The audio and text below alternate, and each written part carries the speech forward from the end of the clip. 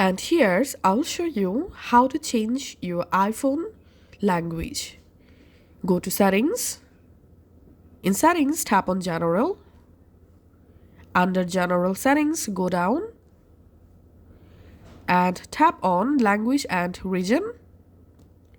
Here under preferred language section, we have to add the exact language. So tap on add language. And in this language list here, you'll find lots of available languages. You can go ahead and select the language that you want to say. Let's select this audio language, for example. And here select prefer audio. And it may take some moments to apply the language in your iPhone. Once successfully applied here, I'm going to my settings again. And it may take some moments to properly apply new language.